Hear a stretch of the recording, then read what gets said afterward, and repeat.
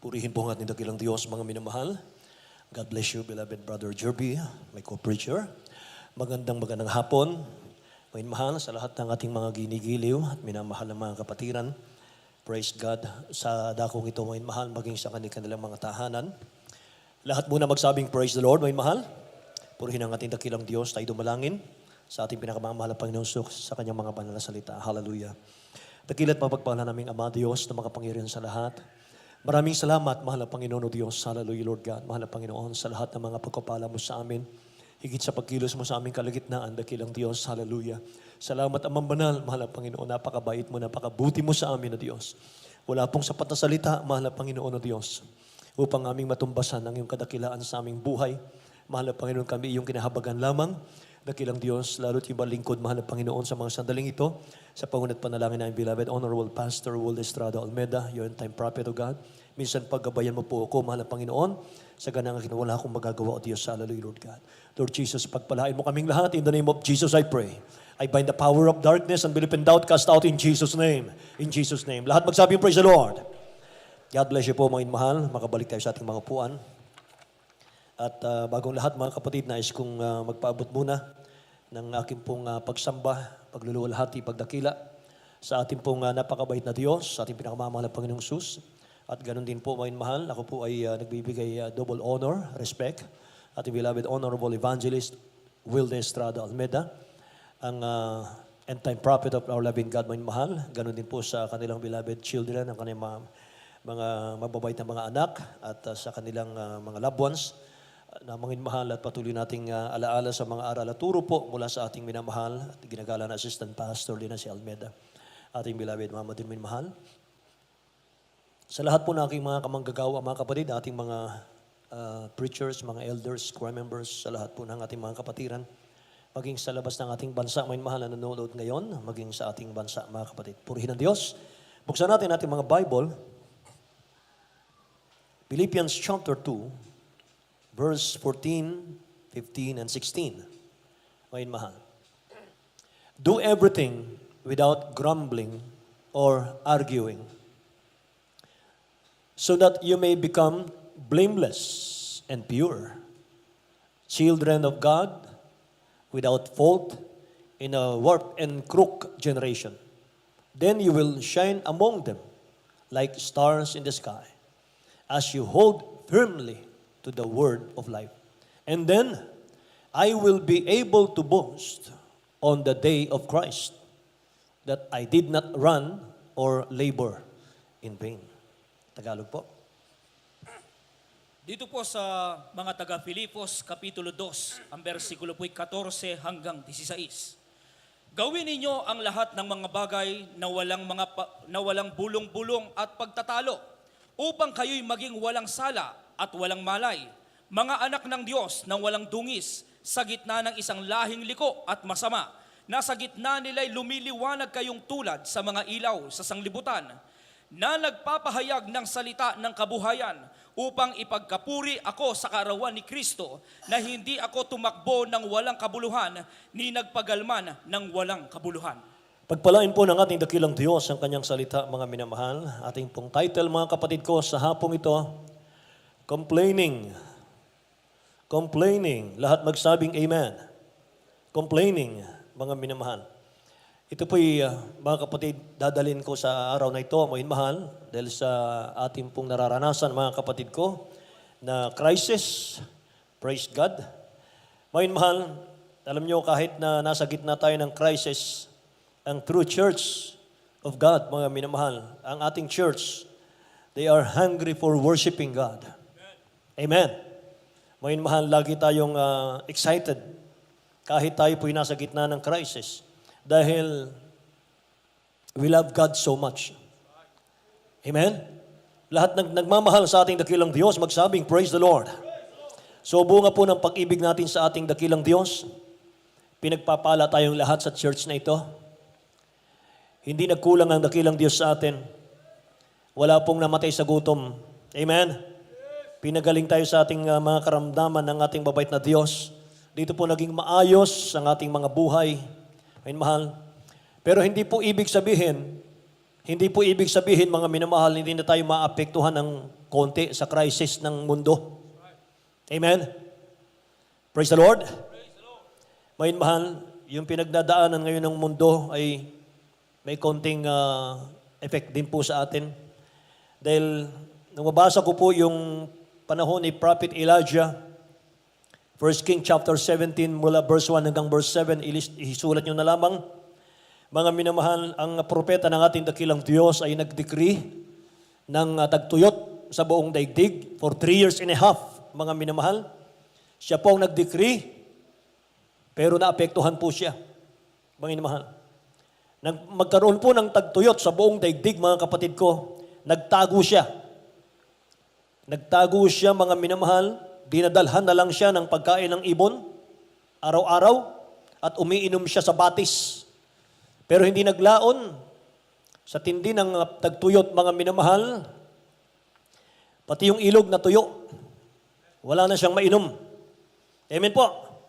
So God wants us to be tested, mga minamahal, bago darating, bago babalik ang mahal na Diyos. Lahat tayo tinetesting ng mahal na Panginoon. Amen. Kaya yung complaining, mga minamahal, ingatan natin yon, na wag po yung maghari sa ating puso. Wag pong pagharian, mga minamahal, ng complaining spirit ang ating mga puso. Say amen.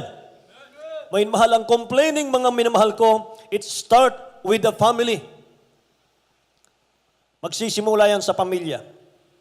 Minsan, pag ganito, mga minamahal, ang sasabihin po ng mga kapatid ko ng family, bakit puro sardinas na lang? Amen. Praise the Lord. Then, mga minamahal, it goes to your workplace. Pag sumibol po yung complaining spirit, mga minamahal, nagsimula sa ating bahay, susunod nun sa ating mga trabaho. Then it goes to your barangay leaders, mga minamahal. Bakit walang mga rasyon? Then the government leaders, mga minamahal ko. After ng government leaders, sa church leaders naman. Pagdating sa church leaders, mga minamahal, sa Diyos na pinaglilingkuran mo. Amen. Nandun yung ating complaint. So, when you are not content with God and His provision, mga minamahal, it is then that you will be tempted to fall into all types of sin, including doubt and discontent or arguing, may mga sabi ng Bible na ating nabasa. Amen. At nag-start po yan, mga minamahal, doon sa discontent. O hindi na tayo nakontento, mga minamahal na mga anak ng Diyos. Praise the Lord. Kaya mga kapatid, Numbers chapter 21, verse 4 hanggang 9. Tingnan natin, mga minamahal, yung Israelites. They traveled from Mount Hor along the road to the Red Sea to go around Edom. But the people grew impatient on the way. They spoke against God and against Moses and said, "Why have you brought us up out of Egypt to die in the wilderness?" Bakit dinala mo kami rito, Moses? Bakit dinala mo kami rito at ng Diyos mo dito sa wilderness? Amen. Tingnan niyo, mga minamahal ko. Dinala mo kami rito sa wilderness para mamatay. Samantalang sa Egypt, maraming mga sibuyas. May specific pa eh. May mga sibuyas, may mga patatas, may mga bawang, mga minamahal. Bakit dinala mo kami rito, Moses, sa wilderness para patayin, mga minamahal ko? Ano pa ang sabi, mga minamahal? And verse 5, they spoke against God and against Moses and said, "Why have you brought us up out of Egypt to die in the wilderness? There is no bread, there is no water, and we detest this miserable food." Grabe sila, mga minamahal. Detest this miserable food, ibig sabihin, mga kapatid ko, bakit wala kaming tinapay dito? Wala kaming tubig dito. Walang ibang pagkain dito kundi mana. Nakakasuklam na pagkain ito. Amen. Mga minamahal, grabing complaint ng Israel. Verse 6, then the Lord sent venomous snake among them. They beat the people, and many Israelites died. 7, the people came to Moses and said, we sinned when we spoke against the Lord and against you, Moses. Tandaan po natin yan, mga minamahal ko. Ang sabi ron, nagkasala kami nung kami magsalita ng laban sa Diyos mo, Moses, at sa iyo. Sabi nila, pray that the Lord will take the snakes away from us. So Moses prayed for the people. The Lord said to Moses, make a snake and put it up on a pole. Anyone who is bitten can look at it and live. So Moses made a bronze snake and put it up on a pole. Then, when anyone was bitten by a snake and looked at the bronze snake, they lived. Grabe mga minamahal. Hindi lang 100, hindi lang 1,000 ang pinatay ng Diyos. Bakit? Anong problema? Wain mahal. Anong kasalanan? Complaining. Lahat magsabing, praise the Lord, mga minamahal. Complaining. Purihin ang ating dakilang Diyos. Sabi ng verse 4, bago natin basahin sa Tagalog, they traveled from Mount Hor along the road of to the Red Sea to go around Edom. But the people grew impatient. Yun ang kanilang sakit. Say, praise the Lord, mga mahal. Impatient, mga kapatid, Tagalog natin. Mga bilang, Kapitulo 21, versikulo 4 hanggang 9. At sila'y naglakbay mula sa bundok ng Hor, na napasadaang patungo sa dagat ng Pabula, upang lumiko sa lupain ng Edom. At ang damdamin ng bayan ay nainip dahil sa daan. At ang bayan ay nagsalita laban sa Diyos at laban kay Moses. Right. Bakit ninyo kami pinasampa mula sa Ehipto upang mamatay sa ilang? Sapagkat walang tinapay at walang tubig, at ang aming kaluluwa ay nasusuya na sa manang ito. At ang Panginoon ay nagsugo ng mababangis na ahas sa gitna ng bayan. At kanilang kinagat ang bayan, at maraming tao sa Israel ay namatay. Right. At ang bayan ay paroon kay Moses at nagsabi, kami ay nagkasala sapagkat kami ay nagsalita laban sa Panginoon at laban sa iyo. Idalangin mo sa Panginoon na kanyang alisin sa amin ang mga ahas, at idinalangin ni Moses ang bayan. At sinabi ng Panginoon kay Moses, gumawa ka ng isang mabagsik na ahas at ipatong mo sa isang tikim, at mangyayari na bawat taong makagat ay mabubuhay pag tumingin doon. At si Moses ay gumawa ng isang ahas na tanso at ipinatong sa isang tikim, at nangyari na ang pagka may nakagat ng ahas ay nabubuhay pagtingin sa ahas na tanso. Amen. Lahat po magsabing, praise the Lord, mga minamahal. Mga kapatid, hindi sinabi ni Moses na sambahin yung ahas. Hindi po niya sinabi.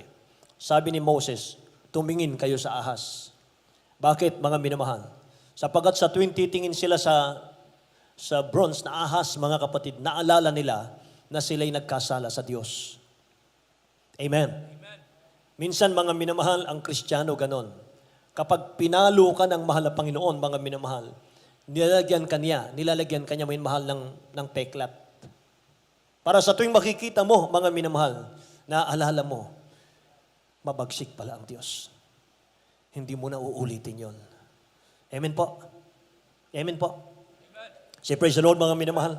Palakpakan natin ang ating dakilang Diyos na buhay. So the art of complain, mga minamahal, will start in the mind. Nanggagaling po, nagsisimula sa mind. Once you start complain, beloved brethren, mag-start na yung anxiety.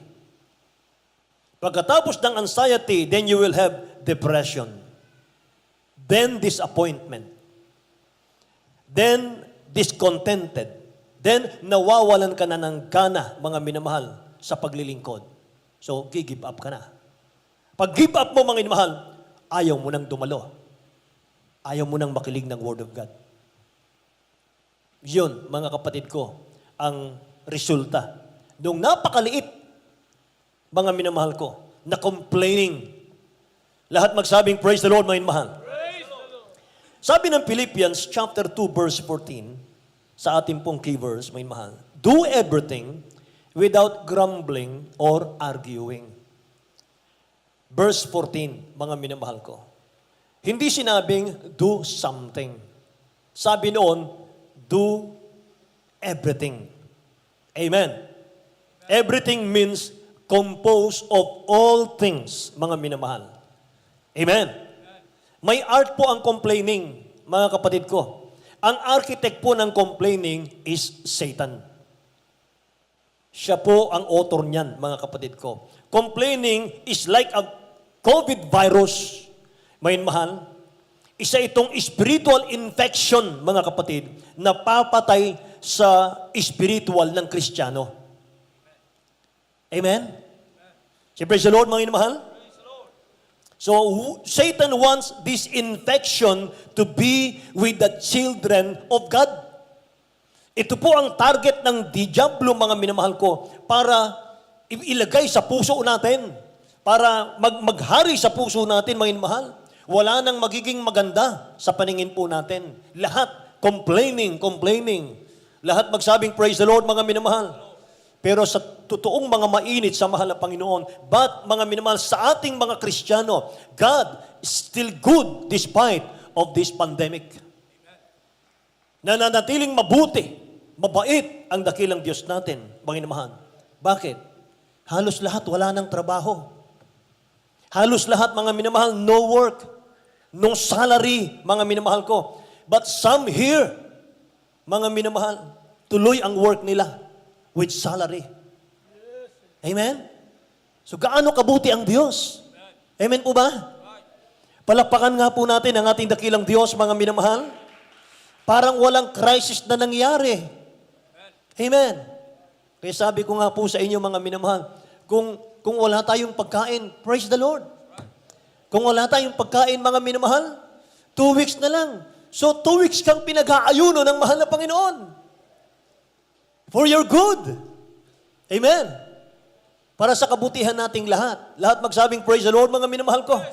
Purihin ang ating dakilang Diyos. Alam nyo, ang Amerika ngayon, ang United States ngayon, mga minamahal, they are against lockdown. Against sila sa lockdown, mga minamahal ko. They are complaining, mga minamahal. They are hungry. Gutom na sila ngayon, mga minamahal. We want job, we want work. Mahal, yan ang kanilang sinisigaw ngayon. Pero sa atin, mga kapatid ko, grateful pa rin tayo sa mahal na Panginoon. Amen? Praise the Lord, mga mahal. Purihin ang ating dakilang Diyos. Nararamdaman ko ang presensya ng mahal na Panginoon. Sabi ng Philippians chapter 2, verse 15, they are against, so that you may become blameless and pure. Children of God, without fault in a warped and crooked generation, mga minamahal. Sabi ng ating nabasa, mga kapatid ko, ninanais ng ating dakilang Diyos na tayo po ay maging walang dungis, mga minamahal, dito po sa lahing liko at masama sa panahon natin. Ano sabi ng Bible? Then you will shine among them like stars in the skies. So if you are blameless and innocent, mga minamahal, despite of crisis na nangyayari ngayon, mga minamahal, you are still grateful. Mapagpasalamat ka sa ating dakilang Diyos. God will bless you more. Pagpapalain ka ng mahal na Panginoon. Amen. Amen. Praise God. Pero kung lagi tayong nag-complain, mga minamahal, you're still complaining, you cannot do anything. Wala kang magagawa sa buhay.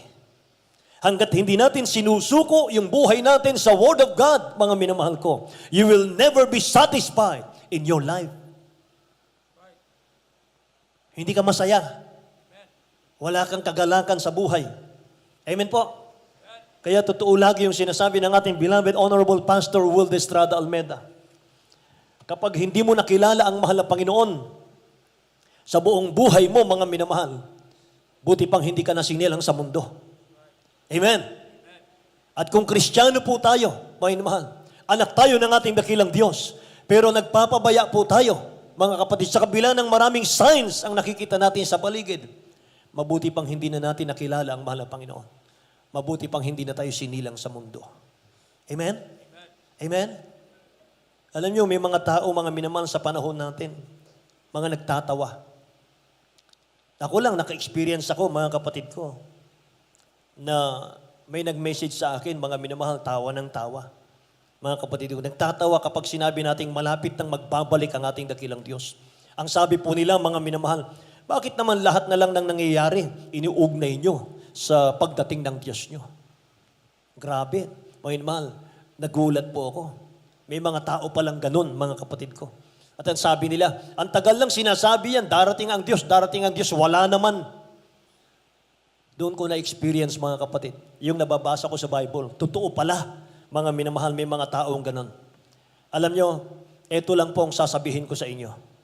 Ano man ang mangyayari sa buhay mo, kung nanonood ka ngayon, ano man ang mangyayari sa buhay mo, kahit ayaw mong maniwala sa mga signs ng pagbabalik ng ating dakilang Diyos na buhay, mga minamahal, kahit puro paglaban, panlalait ang lumalabas sa bibig natin laban sa Diyos, mga kapatid ko, kahit tinutwist mo ang salita ng Diyos, may kinalaman ang Diyos sa buhay mo. Kahit sirain natin ang Word of God, mga mahal, hindi mo mapasubalian, hindi mo matatakasan, mga kapatid. May kinalaman ang Diyos sa buhay mo. Bakit? Because He is the author and the finisher of your life. Amen? Siya po ang author, siya po ang may-ari ng buhay mo, siya po ang magtatapos niyan. Kung kailan tayo babawian ng buhay. Kahit ayaw mo, kahit tanggihan mo, mga minamahal ang Diyos ngayon, one day, luluhod ka sa Diyos na pinagtatawanan mo. Amen? One day, kahit ayaw mong sumamba sa Diyos naming sinasamba ngayon, sasamba ka sa Kanya, mga minamahal, kahit ayaw mo. Philippians chapter 2, verse 6 hanggang 11, mga minamahal, who, being in the form of God, thought it not robbery to be equal with God, be made Himself no reputation, and took upon Him the form of a servant, and was made in the likeness of men, and being found in fashion as a man, He humbled Himself, and became obedient unto death, even the death of the cross. Wherefore, God also hath highly exalted Him, and given Him a name which is above every name. Look at this, verse 10, that at the name of Jesus Christ, every knee should bow, of things in heaven, and things in earth, and things under the earth, and that every tongue should confess that Jesus Christ is Lord, to the glory of God the Father. Amen. Every knee should bow. Kaya mga minamahal, kahabag-habag naman. Sila yung mga taong, mga minamahal, kailanman hindi nakaranas ng pag-ibig ng mahal na Panginoon. Hindi naranasan yung katulad nung naranasan natin kanina. Amen? Lahat magsabing, praise the Lord, mga minamahal. Mga taong hindi naunawaan ang salita ng Diyos, mga kapatid ko. Hindi nyo ba alam, ang karunungan ng mundo, kamangan-mangan lang sa Diyos? Amen? Mas mabuti pang maging matalino ka sa Word of God, mga minamahal ko. Amen? Mas maigi, mga minamahal, pag sumikapan natin, malaman, maunawaan, mga kapatid ko, ang salita ng Diyos. Mas the best yan, kaysa mga alam ng mundo. Amen po? Palakpakan natin ang ating dakilang Diyos, mga minamahal. Alam nyo, yun yung mga tao, mga kapatid ko, na hindi naintindihan yung Word of God. Binabasa ang Word of God. Binabasa ang salita ng Diyos, pero hindi maintindihan. Mga minamahal, hindi maintindihan. Hindi sila binibigyan ng ating dakilang Diyos ng pangunawang espiritual. Hindi sila binigyan ng ating dakilang Diyos, mga minamahal, ng espiritual na nakaalaman, mga kapatid ko, sa mga nangyayari sa last days, mga minamahal, sa panahon natin. Alam nyo, sakalang nila ma-realize, mga minamahal, pag nasa hell na po sila, doon silang, mga minamahal, mag-complain sa Diyos. Pag nasa hell ng mga minamahal, yung mga hindi naniniwala sa Diyos, sasabihin mo, sisigaw ka ron, may mahal, Diyos, bakit dinala mo ako dito sa impyerno? Bakit dinala mo ako dito sa hell, mahal na Panginoon? Hindi ba ikaw ang Diyos na mabait? Hindi ba ikaw ang Diyos na mabuti, mahabagin? Mga minamahal, lahat na. Mga kapatid ko, sasabihin mo sa Diyos, pag nasa hell ka na, it's too late. It's too late. Punong-puno sila ng complaining sa puso nila. Sila yung sinasabi ng aklat ng Jude, chapter 1, verse 17, 18, 19. May basahin natin. Dito po sa Judas, Kapitulo 1, ang versikulo po ay 16 hanggang 18. 17 hanggang 19. 17 hanggang 19. Ngunit kayo, mga minamahal, ay alalahanin ninyo ang mga salitang ng unay sinabi ng mga apostol ng ating Panginoong Hesukristo. Kung paanong sinabi sa inyo, magkakaroon ng mga manunuya sa huling panahon na magsisilakad ayon sa kani-kanilang masasamang pita. Ang mga ito ay ang nagsisigawa ng paghihiwalay, malalayaw na walang taglay na espiritu. Right. Dito po sa 19, ang mga taong itong nagsisigawa ng paghihiwalay ay malalayaw na walang taglay na espiritu. Sila yung mga taong walang taglay na espiritu. Malalayaw, mga minamahal. Ang hinahanap nila, mga kapatid ko, yung layaw ng laman. Hindi po yung kalooban ng Diyos. Wala silang pakialam, mga minamahal. Wala silang desire malaman, mga kapatid, kung saan tutungo yung kanilang mga kaluluwa. Lahat magsabing, praise the Lord, mga minamahal. But dear friend, pinapaalalahanan tayo, mga minamahal, ng salita ng Diyos. My dear friend, remember what the apostle of our Lord Jesus Christ foretold. Sa atin, mga minamahal, bakit tayo nananatili, mga kapatid, na nag-desire lagi ng Holy Spirit? Nauhaw lagi, mga minamahal, sa pagsamba? Bakit? Nakatanim sa atin yung turo ng ating beloved parents in the Lord sa ating mga puso, mga minamahal. Yun po yung malakas, mga kapatid ko, na puwersa na tumutulak sa iyo para, mga minamahal, manatili kang pure and blameless sa harap ng ating dakilang Diyos. Mga minamahal, sinisikap natin mamuhay ng may kabanalan sa mahal na Panginoon. May takot at panginginig, mga minamahal. Na kahit anong sabihin ng mundo, mga kapatid ko, kahit sabihin nilang, mga minamahal, walang darating na Diyos, hindi totoo yung pinapangaral nyo, mga minamahal. Hindi natin pakikinggan sila. Bakit? Mismong sarili natin, naka-experience tayo. Paano tayo pinagpala sa gawaing ito? Paano nangusap ang mahal na Panginoon sa atin, mga minamahal? God is coming soon, very soon. Sabi ko nga sa inyo, 35 years ago, sinabi ng ating beloved honorable pastor na ako'y baguhan pa, mga minamahal, choir member pa lang sa church na ito. May nagtanong, beloved pastor, kailan babalik ang mahal na Panginoon? Sabi ng propeta ng Diyos, anytime now.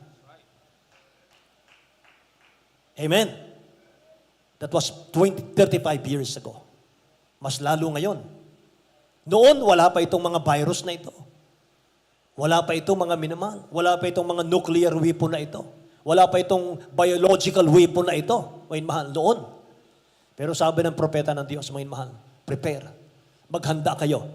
Baka bukas, baka mamayang gabi, baka bukas, baka next week, babalik na ang mahal na Panginoon. Mga mahal. Grabe po ang pag-iingat ng propeta ng Diyos, mga mahal. Amen. Malayo pa, mga kapatid ko.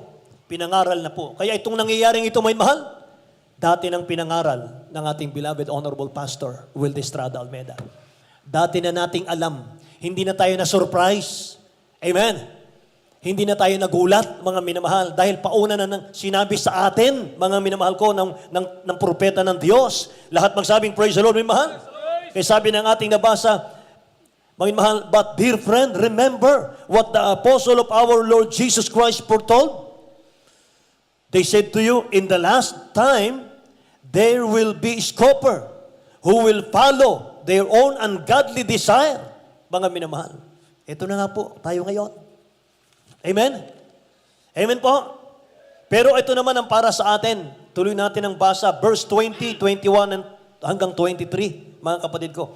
But you, dear friend, sabi naman dito, but you, dear friend, by building yourselves up in your most holy faith and praying in the Holy Spirit, keep yourselves in God's love, as you wait for the mercy of our Lord Jesus Christ to bring you to eternal life. Be merciful, maging mahabagin kayo to those who doubt. Hindi tayo nainis sa kanila, naawa tayo sa kanila. Sapagkat kung hindi sila aalis sa kanilang belief na yon, mga minamahal, naghihintay ang impyerno sa kanila. Pero may pag-asa. Habang buhay ang tao, may pag-asa. Nandito ang Jesus Miracle Crusade, mga minamahal. Lumapit kayo sa mahal na Diyos dito sa church na ito. Sigurado ang inyong kaligtasan. Amen. Sapagkat dito, mga minamahal, grabing mga miracles, mga minamahal ko. Tuloy ang basa. Sabi rito, be merciful to those who doubt. 23, save others by snatching them from the fire. To others, show mercy. Mixed with fear. Mga minamahal, mag-ingat naman tayo sa pag-share natin ng gospel. Baka tayo'y matangay, mga minamahal. Kinakailangan i-share natin ang gospel, may takot at panginginig na baka tayo po'y makahulagpos. Baka tayo naman, mga minamahal, ang matumba, mga kapatid ko. Amen. Sabi ng Bible, mga minamahal, hating even the clothing stained by corrupted flesh. Huwag tayo makibahagi sa kanila, mga minamahal. Kung gumagawa sila ng masama, huwag mong samahan. Kahit best friend mo yan, kahit BFF mo yan, mga minamahal, pag nakita mong mali ang kanyang ginagawa, huwag mong ayunan. Amen. Amen. Sabi ng Bible, para maging pure and undefiled ang ating mga pananampalataya, mga minamahal, manatiling maingat ka sa iyong paglilingkod sa Diyos. Amen po. Tingnan natin sa Tagalog po, verse 20 hanggang 23. Judas, Kapitulo 1, versikulo 20 hanggang 23. Ngunit kayo, mga minamahal, papagtibayin ninyo ang inyong sarili sa inyong lubhang banal na pananampalataya na manalangin sa Espiritu Santo, na magsipanatili kayo sa pag-ibig sa Diyos, na inyong asahan ang awa ng ating Panginoong Hesukristo sa ikabubuhay na walang hanggan. At ang ibang nag-aalinlangan ay inyong kahabagan, at ang iba'y inyong iligtas na agawin ninyo sa apoy. At ang iba'y inyong kahabagan na may takot, na inyong kapuutan, pati ng damit na tungisan na ng laman. Amen. Palakpakan natin ang ating dakilang Diyos na buhay, mga minamahal. Ito po ang bilin sa atin, mga kapatid ko. Mga minamahal, ang sabi niya, pagtibayin niyo ang inyong sarili. Be strong in the Lord. Yan ang ibig sabihin nun. Amen. Be strong. Na sa inyong lubhang banal na pananampalataya, na manalangin sa Espiritu Santo, na magsipanatili kayo, mga minamahal. Magsipanatili kayo sa pag-ibig sa Diyos. Anong ibig sabihin nun? Magsipanatili kayo sa pag-ibig sa Diyos. Mga minamahal, walang puwang sa atin yung anxiety. Walang puwang sa atin yung kabalisahan. Amen po. Walang puwang sa atin yung complaining. Amen? Yan ang ibig sabihin yan. Manatili kayo sa pag-ibig sa Diyos. Na inyong asahan ang awa ng ating Panginoong Sukristo sa ikabubuhay na walang hanggan. Palakpakan natin ang ating dakilang Diyos na buhay. Hallelujah. Thank you, Jesus. Sa atin, mga minamahal, yung palayain ka lang ng dakilang Diyos sa kasalanan. Amen? Yung maglaan lang ang mahal na Panginoon, mga minamahal, ng kapatawaran para sa iyo at sa aking kasalanan, mga minamahal, it's a great blessing. A great blessing. Mga minamahal, sapagkat problema ng mga tao sa buong daigdig ngayon, paano matakasan ang kasalanan. Sapagkat kung hindi nila matakasan ang kasalanan, still, mga minamahal, nandun yung complaining sa kanilang mga puso. Amen. Say, praise the Lord. Praise the Lord, mga minamahal. Purihin ang ating dakilang Diyos na buhay, mga kapatid ko. Hallelujah. Kaya mga kapatid ko, sa panahon natin ngayon, kung wala kang complain, pasalamatan natin anuman ang dumarating sa atin. Amen? Pasalamatan mo kung anuman ang dumarating sa iyo, may mahal. May pagpapala o wala, mga kapatid. Praise God. Sapagkat kung lagi tayo magpapasalamat, mga mahal, gugulatin ka ng Diyos. Gugulatin ka ng mahal na Panginoon, mga mahal. Yung ine-expect mo na hindi, mga minamahal, hindi mo inaasahan, mga kapatid ko. Yung ine-expect mong pagpapala, mga kapatid ko, Gugulatin ka ng Diyos dyan. Kung ano yung nasa isip mo, hindi yan ang ibibigay ng Diyos sa iyo. Mas higit pa sa expectation, mga minamahal, ng ating puso, ng ating isip, higit pa sa nais mo, ibibigay ng Diyos sa iyo. Amen? Amen? Praise God, mga minamahal. Kaya mga kapatid ko, sa mga kapatid natin, nagpapaalala ang ating dakilang Diyos, mga minamahal. Pangako ng mahal ng Panginoon, kung yung langit, napakalayo, mararating natin. Amen? Yung langit, yung promised land, heaven, pupuntahan natin, mga mahal. Sigurado yan. Lahat ng sumasampalataya, magsabing praise the Lord. Mga mahal, tiyak yan, mga kapatid ko. 200% tiyak yan. Sapagkat grabe, mga mahal, lahat ng ating hinihingi, lahat ng hinihiling natin, lahat ng desire natin sa buhay, nangyari sa gawaing ito. Mga mahal, hallelujah. So mga kapatid ko, ang langit mararating natin, mga mahal, maigsi lang ang 2 weeks para sa lockdown, mga mahal. 2 weeks, 1 month, 2 month tayong hindi magsama-sama sa chapel, mga kapatid ko. Huwag nawang magbago ang pag-ibig natin sa mahal na Panginoon. Amen? Amen? Mga mahal, kung may ilan, mga kapatid ko, na nawawala ng gana, mga kapatid, mga mahal, gumawa ka ng paraan. Pumunta ka rito, mga mahal, sa fasting house. Mag-fasting tayo, mga mahal ko, para ma-revive ka. Para manatili, mga minamahal, ang init mo sa mahal na Panginoon hanggang matapos ang lockdown. Amen? Palapakan natin ang ating dakilang Diyos, mga mahal, purihin ang mahal na Panginoon, mga kapatid. Kaya, mga kapatid, habang tayo umaawit sa ating dakilang Diyos na buhay, mahal, bago ko ibigay ang pagkakataon, mamaya sa ating beloved co-preacher brother Jerby, mga kapatid, sa ating panalangin, umawit tayo sa ating dakilang Diyos. Hallelujah.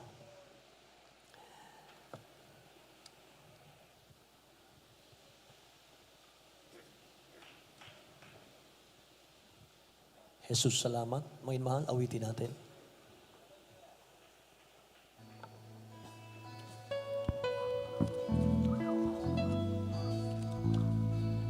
Jesus, salamat.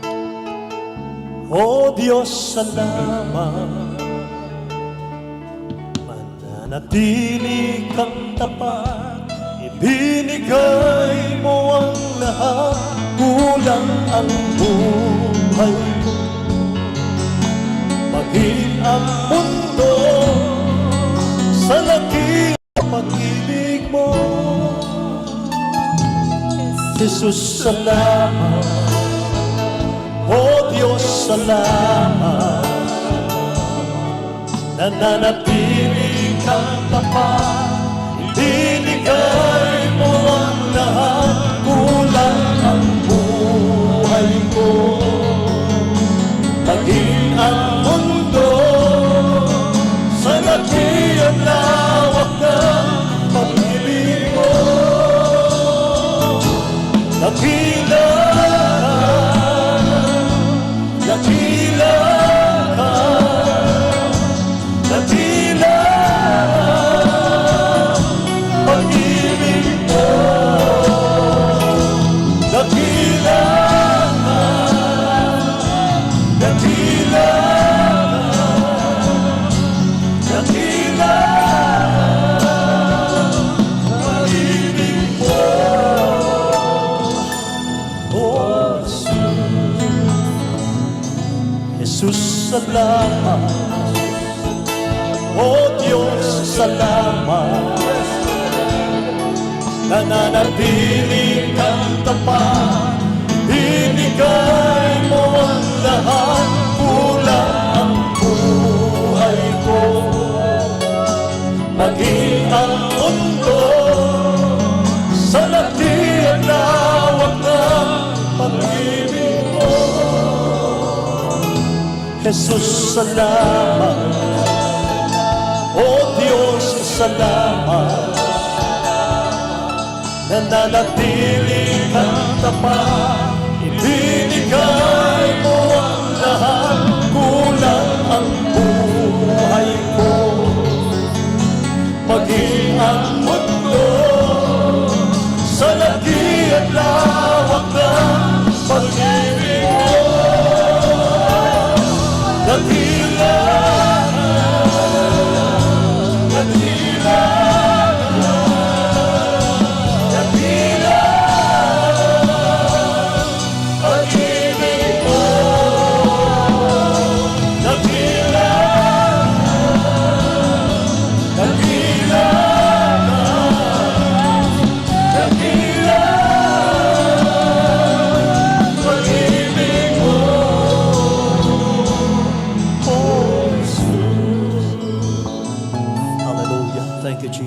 Lord God. Purihin ang ating dakilang Diyos, mga minamahal. Amen. Hallelujah. Mga minamahal, sa mga Kristiyanong aakyat sa langit, wala pong puwang ang complaining spirit. Mga minamahal, huwag nating papasukin sa puso natin yan. Be thankful. Maging grateful tayo. Thankful tayo. Kahit na nandito tayo mga minamahal sa thankless generation, hindi na marunong magpasalamat sa Diyos ang mga tao. Karamihan, mga minamahal. Lagi silang nag-complain, mga kapatid ko, sa kanilang puso, sa kanilang buhay. Kahit walang lockdown, mahal, kahit may mga trabaho pinapasukan, lagi silang nag-complain, mahal, sa kanilang buhay. May kulang po sa kanilang mga puso. May nawawala sa puso nila, mahal. Yung pag-ibig ng Diyos. Mga kapatid ko, mayroon pong may kulang lagi. Kahit nasa kanila na, mga mahal, I want some more, I want some more. Mga mahal, meron pa rin kulang. Manatili silang complain, mga mahal, mag-complain. Sapagkat hindi nila nakilala ang mahal na Panginoon. Mga mahal. Hallelujah.